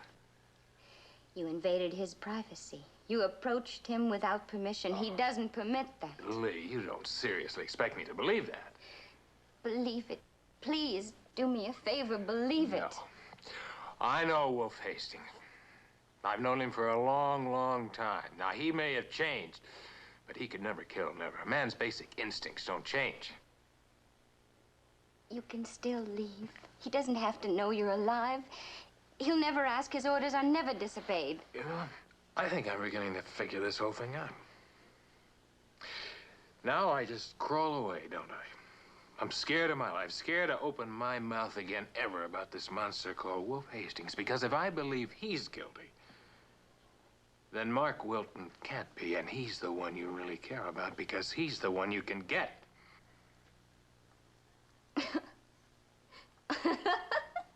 Hey, what is it between you and this stuff? You want me out of the way because you think you can have that $3 million for yourself? Oh, you're wrong, Professor. You're wrong, Wolf wrong. Hastings doesn't even know I'm here, does he? Does he? Does he?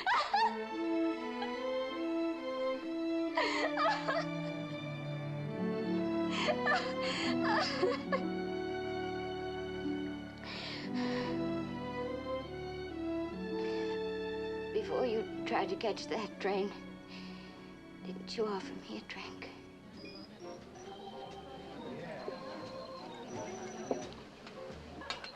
The lady ordered the usual. That's 2 vodkas. Mm-hmm. She's cutting down. Good.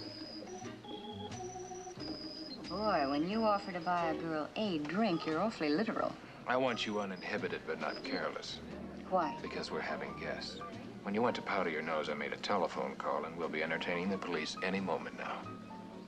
I don't think that's a very good plan, Professor. I want you to tell him the story you told me about Wolf Hastings, about how he was trying to kill me because he was angry and all. And what will that prove? Because if it's not true, you won't tell them. And if it is, they'll put Wolf Hastings behind bars where he belongs. Suppose it is true. Do you think I could say so? Well, why not? You hate him enough.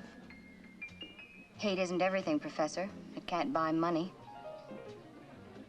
All of us who work for Mr. Hastings own stock in his holding corporation. That assures him of our loyalty.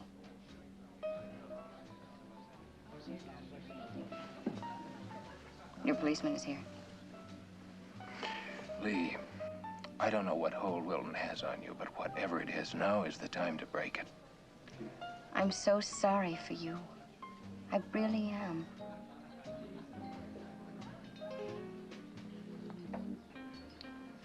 Miss Wickheimer, are you Mr. Gerard? Yes, officer.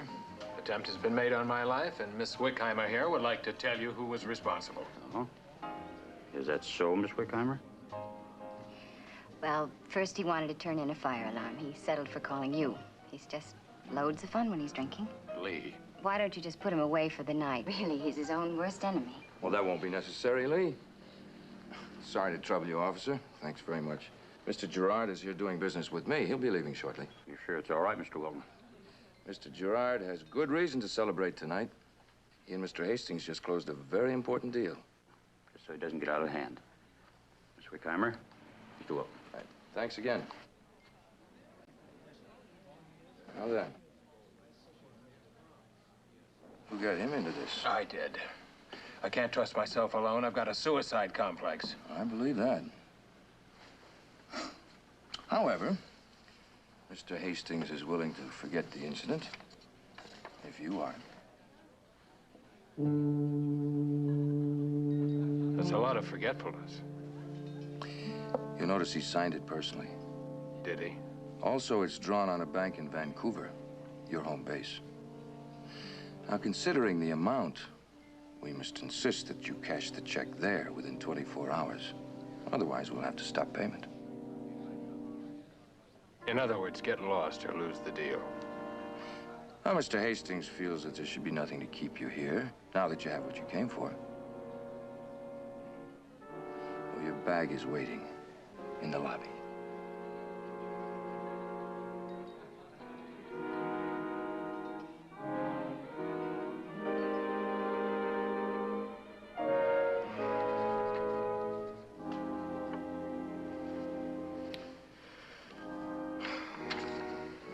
It's been grand knowing you. Here's to everlasting friendship.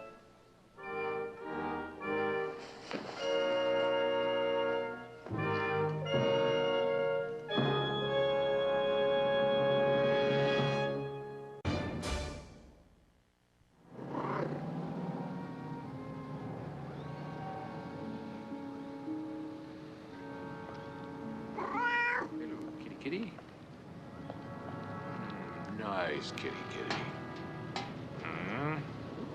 Oh, you're a nice kitty, aren't you? Yeah, nice kitty. Nice kitty. You're nice and friendly. Sorry about this, Tom.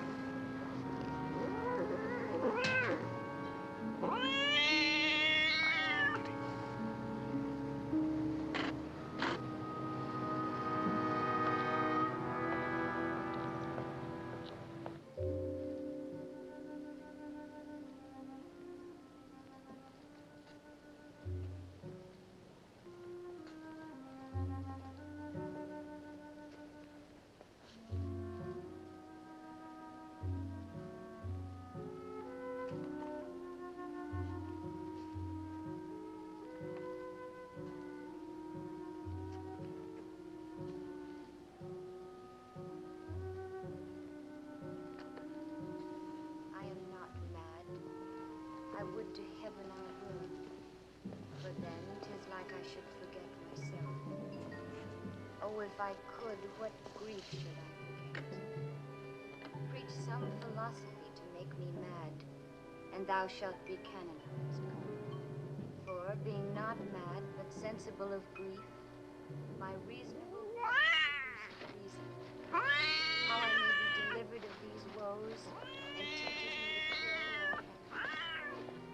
I were mad, I should forget my son. For madly the babe of clouds will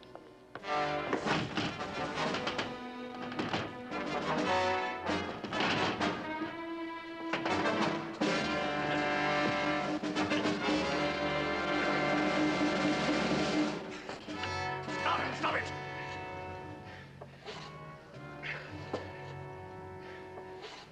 Fred!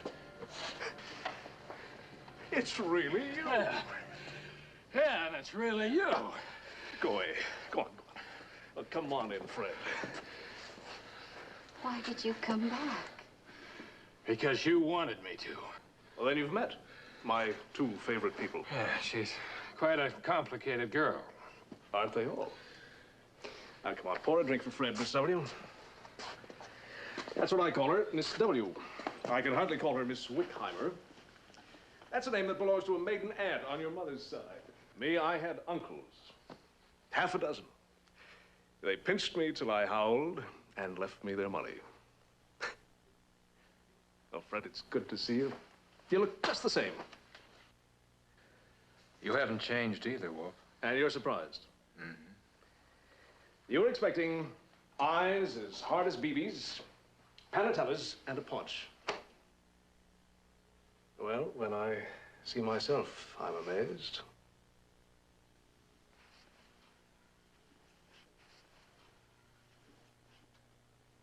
I'm convinced one day I'll wake up to find a revolting Methuselah drooling back at me with all his horrors on his face. Is it that bad?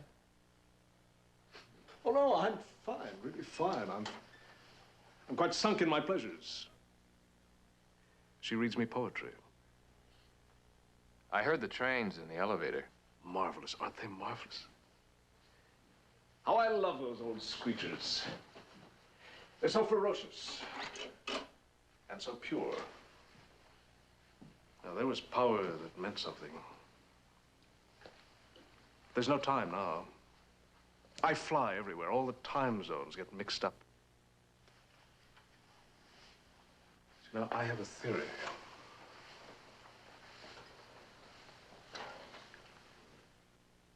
I live at least twice as long as most anybody. You see, death can only catch you when you stop. Don't stop. You're safe. And you're safe? Really safe?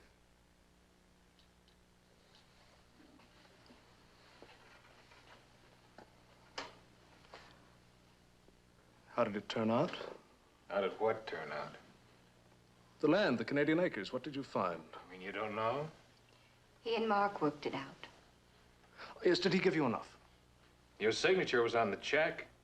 My signature's on hundreds of checks. I let Wilton handle the details. I trust him implicitly. Simply because he's utterly devoid of imagination. Wolf, Wilton did everything he could to keep me from seeing you, and when I wouldn't go away, he tried to have me killed. Yes, poor Wilton. I told you he lacks imagination. He takes all his orders so very literally.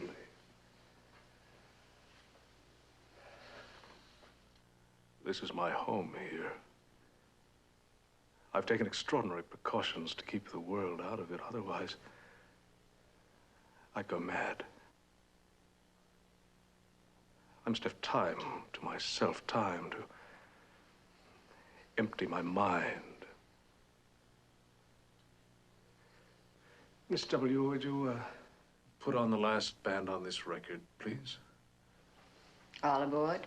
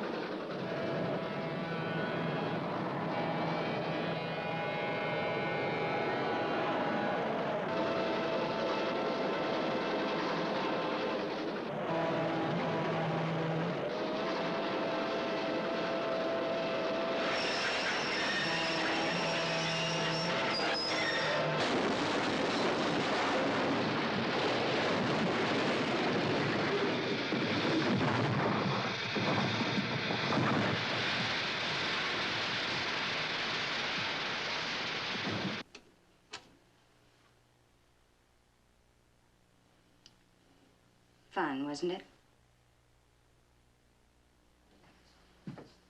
It's a really fun recording. Of course, we don't play it every hour on the hour. We limit ourselves to 5 or 6 times a day. I'm surrounded by enemies.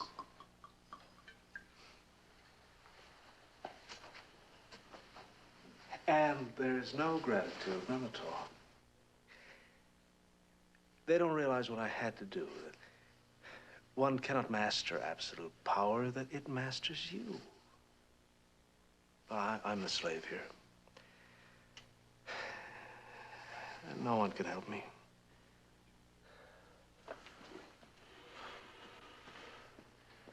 I'll help you, Wolf. Let me. Do you remember the time the 2 girls came up for the homecoming game?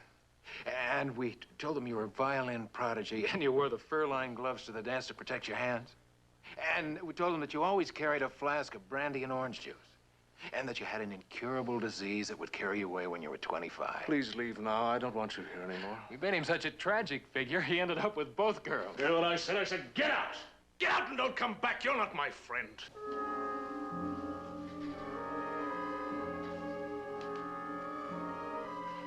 You really mean that, Wolf?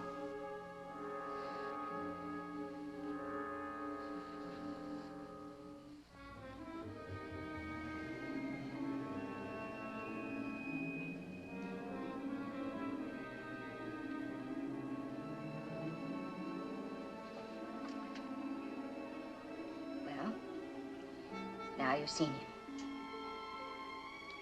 Satisfied? You're the only one he has left. Take care of him, Lee. Oh, sure. Sure, I'm a regular buddy.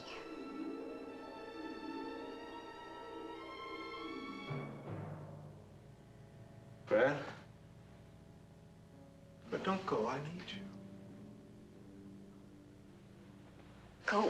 Go on before it's too late. Didn't you hear him? He needs me. There's nothing you can do. You've got your money, you saw your friend. What more do you want? Fred. I'm sorry about the way I spoke. I've been under great strain. They say my father is going to die. Just a matter of time. Pardon me if I get sloshed. Wolf, your father's been dead for 14 years. No, they took him to the hospital on Sunday. If he asks to see me, I'm lost. What am I going to do, Fred? I can't refuse to see my own father. But if he makes me take over the business, it's the end of me. I'll have to give up everything I care for. It's not that I can't run the business. I can, better than he does. It'll destroy me. I'll go under. In the end, I'll have to become everything that you and I hate the most. Well, let's not think about that now. Let's have a drink and talk about it after graduation. Yeah. But remember, I drink nothing but brandy and orange juice. It helps keep me warm. You've no idea how drafty the average concert hall is. Tell her about the incurable disease. Go on. Yeah. All right. Our Yasha is very delicate, you know, miss. He has an incurable disease. He may be dead by the time he's 25. Well, stop it. Stop Maybe it. if a doctor had been called in time, he wouldn't be incurable. Why wasn't a doctor called in, Lee? Because if it became known that our Yasha was incurably ill, his managers couldn't live off him anymore. Is that it? Yes, that's it. And yet you care for our prodigy. You must hate yourself for what you're doing. I asked you before, Lee. What does Wilton have on you? Well, it's not all that sinister, Gerard. I'm your brother. Somebody please play the last band on the record. Oh, Wolf, you're upset. I blame myself. I've done all I could to ensure your privacy, and most people respect your right to have it. Mr. Gerard is the exception. Well, then get rid of him. Don't let it happen again. I've no time for this. Oh, look, Wolf, I'm your friend. Well, I'm sure you mean to be. I'm tired now. I've authorized Mr. Wilton to handle the matter, whatever it was. Miss W., I do wish you'd read to me now.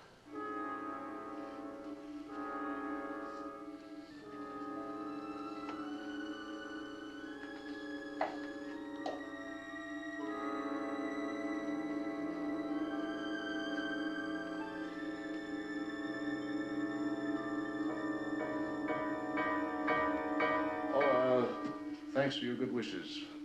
I'm sure my father will be all right. He's quite indestructible, you know.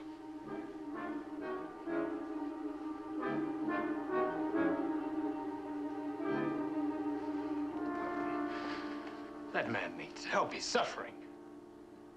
I don't think you're in a position to judge. He's really much happier now since I've taken the burden off his shoulders. Sickness isn't happiness. Well, perhaps there isn't any real happiness for a man like that. While he lasted, he was inspired. I learned from him. But I learned his weakness, too.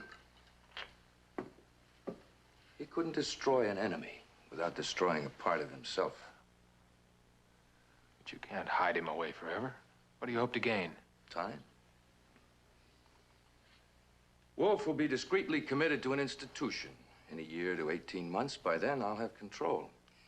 It takes time to wean the public's confidence away from so commanding a figure.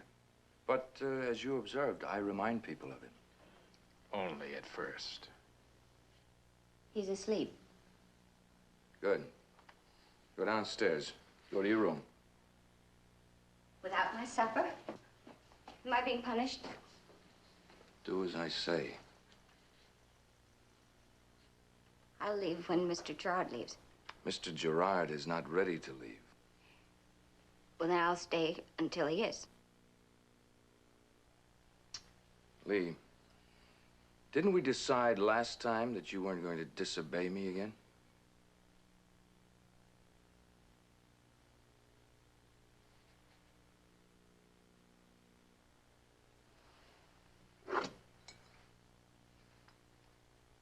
Here you are, baby.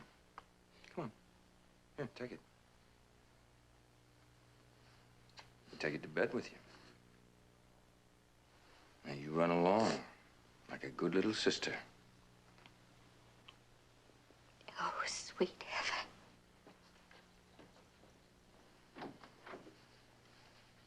heaven. You're supposed to be celebrating, remember? That policeman will. So celebrate. I don't feel like celebrating.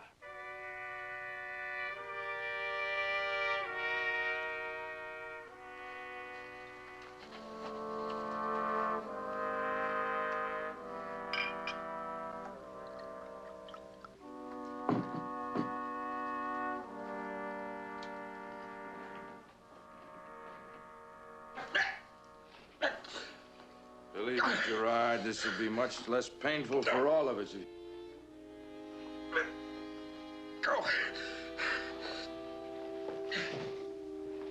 Lee, get to your room. There's nothing for you to hear.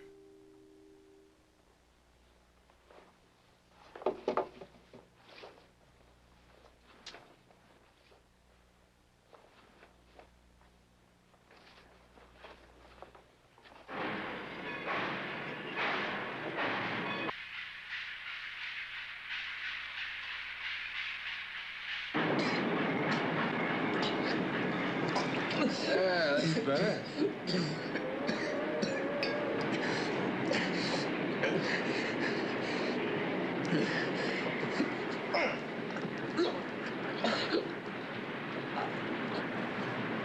Huh? Get him up.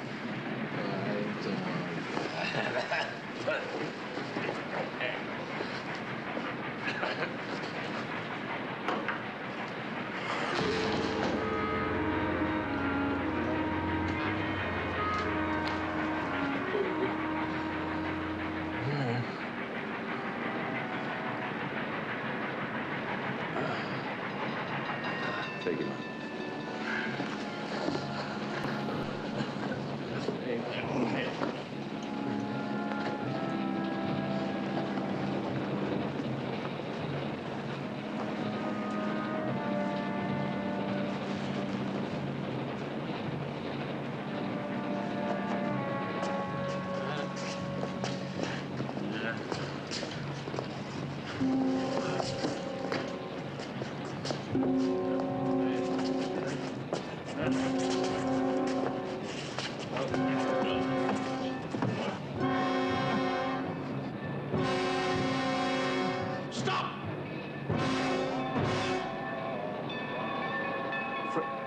Fred! Both get back. I'll handle this. Oh, out of my way. I said keep back! It's time you knew you're sick. You're nothing. You're finished. I'm in charge here. Now get it over with. Do it now.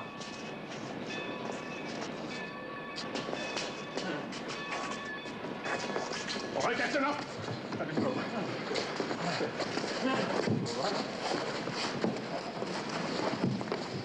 Now keep back. I'll use this, Wolf. All right, go ahead.